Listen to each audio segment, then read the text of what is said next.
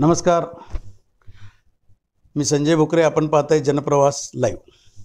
आज उत्तर मध्य मुंबई हा विषय मी घेऊन आलो आहे. लोकसभा निवडणूक 2024. ॲडव्होकेट उज्ज्वल निकम संपूर्ण महाराष्ट्राला सुपरिचित, सुसंस्कृत असं ते व्यक्तिमत्व आहे आणि सगळ्यांना परिचित आहेत.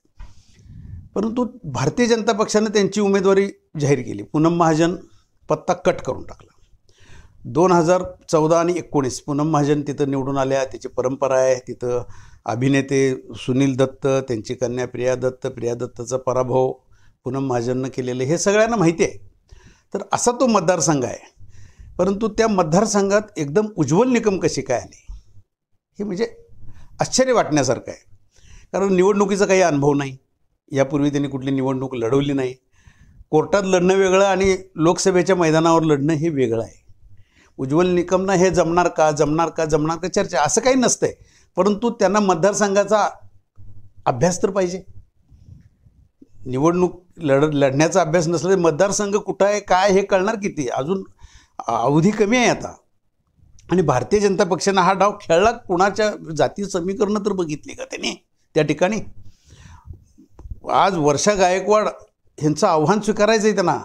वर्षा गायकवाड हा गेले 20 वर्ष त्या ठिकाणी आमदार आहे आणि तळागाळात जाऊन काम करतात, समाजकार्य करतात. त्या मंत्री होत्या, त्यांनी महिलांची कामं केली. मंत्रिपदाचा वापर करून त्यांनी अनेकांची कामं केली.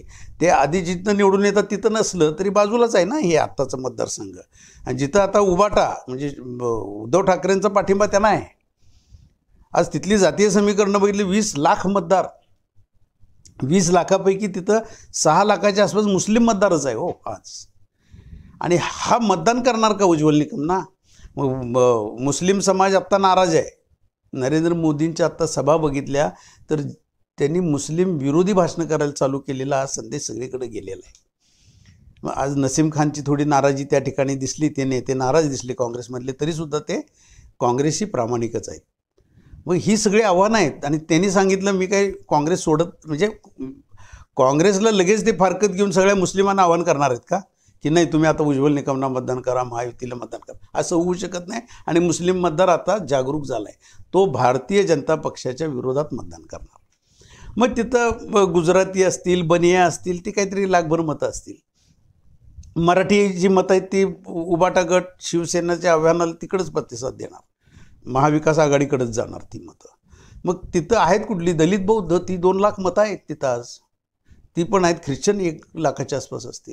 मग ही सगळी मताची जातीची समीकरणं सगळी बघितली तर वर्षा गायकवाड यांचं पारडं जड वाटतंय.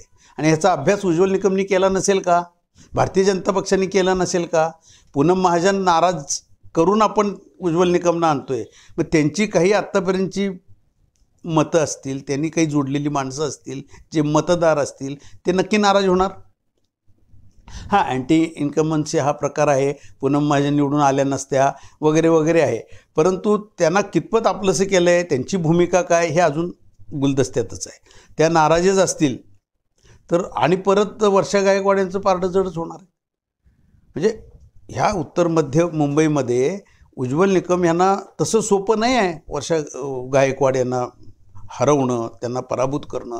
महाविकास आघाडीची ताकद आज वातावरणसुद्धा बघितलं आणि मोदींची धोरणं बघितल्यानंतर ही जातीय समीकरणं उज्ज्वल निकमनी बघणं फार गरजेचं आहे. आता त्या ठिकाणी परंपरा तिथली खूप वेगळ्या वेगळ्या पद्धतीनं आहे. म्हणजे आज जळगावमधनं तुम्ही उज्ज्वल निकम तुम्ही येत आहे, हा एक मुद्दा तिथं मतदार घेणार आहेत.